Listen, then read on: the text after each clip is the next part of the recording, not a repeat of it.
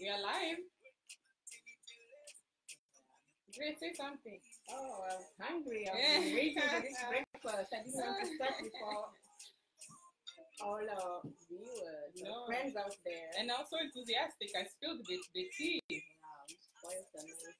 Yeah. Thanks. It's fine. It's okay. Borrow high, as Kenyan would say. That's so true. That's so true. So, can I get started? Yes. Kumechacha. Kumechacha. Kumechacha leo.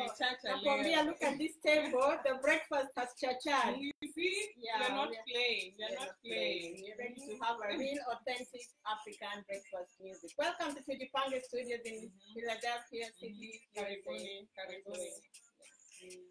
So great. Why don't we start by eating? You want to start by eating? Yeah. Okay, let's do it. So do you want to describe what we have on our plate? Like, yes, I'm hungry. Do you want to move a little faster? Like, what do you mean? Go faster? Okay, let's see. What do you want to do? Ask the Lord to bless this meal. Okay. Yeah. So we ask the Lord to bless this meal. Amen. Amen.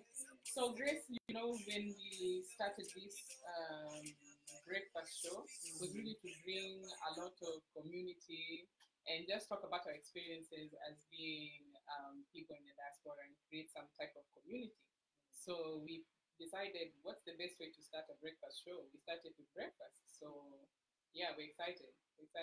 Yeah, and you will not, those who live in the diaspora, those who've been here for a while may not be surprised that a lot of this food is actually available. And we'll tell you which supermarkets and which places you'll find Kenyan food, West African food, any other authentic African food.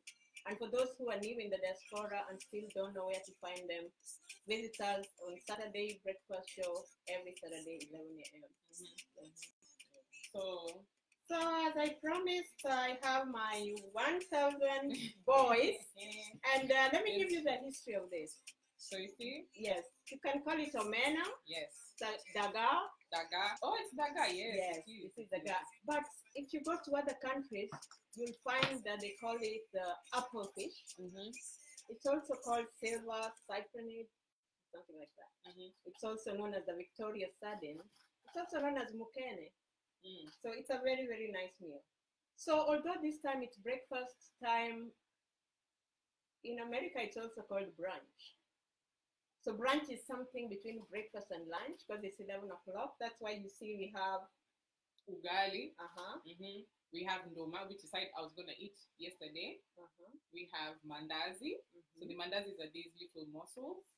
They can be bigger or smaller, but it's basically fried dough, and you can put it with coconut, eggs, milk, all-purpose flour. And that is something that has a lot of history, not just in Kenya, but a lot of countries have this meal as part of their food. And I see Grace has already started eating. I've started. What about the cassava? We have cassava here. Yes, we have cassava. And then we have boiled maize. Boiled maize. Yeah, we already washed our hands down in the kitchen. So we Africans, we eat knowing that we've done our technicalities. We're not using our fingers though. Yeah. So this is ketepa tea. It's classic Kenyan. Yeah, today we are drinking strungi. So when we're eating ugali, strungi, and omena. So let it stay there for a few minutes to steep. Grace, you know that sugar has been making many Kenyans obese in the US. How many teaspoons are you going to put? This is the sugar. Maybe half a teaspoon, not too many. Okay, stop embarrassing me because I'm going to put 2. Yeah, that's what. Maybe you can put 1 so that we balance, so I don't look too. Oh Lord.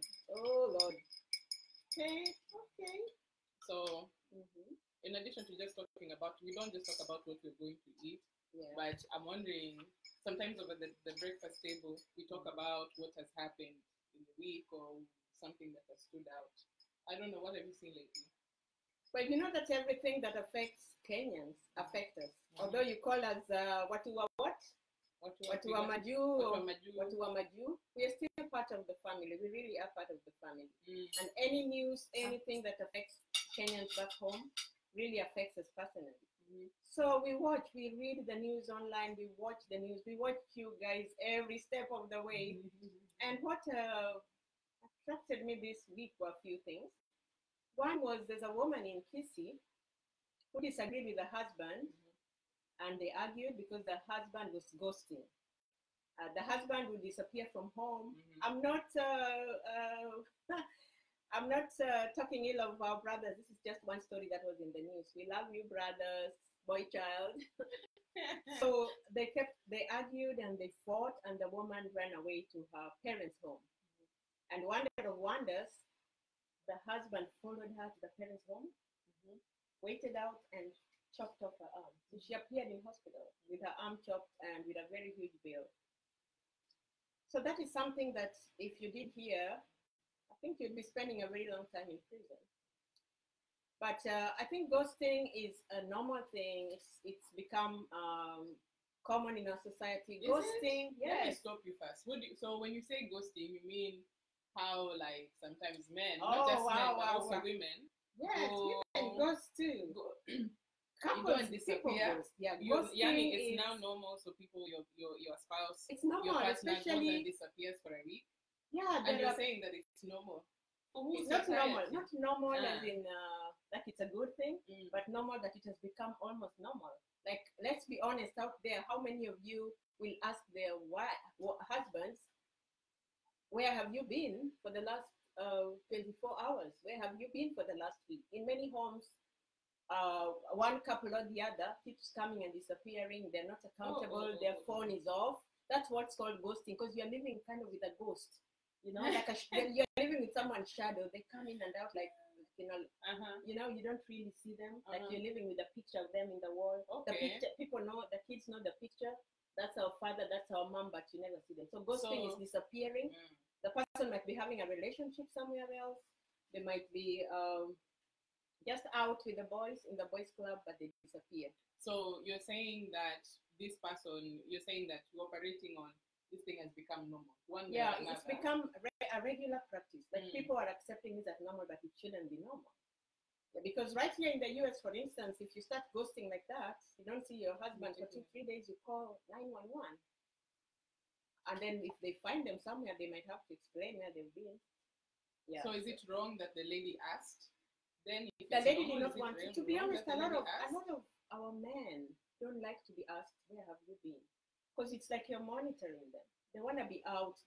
Even though they are married, they still want to be out there in the club.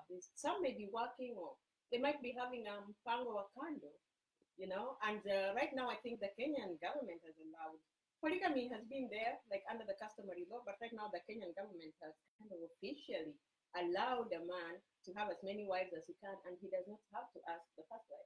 In our traditional setup, you ask the first wife whether it was okay. In fact, you asked her to get a cousin or a friend of hers so you could share the husband. So ghosting believes itself that it's someone who's cheating. But here's where I take it on.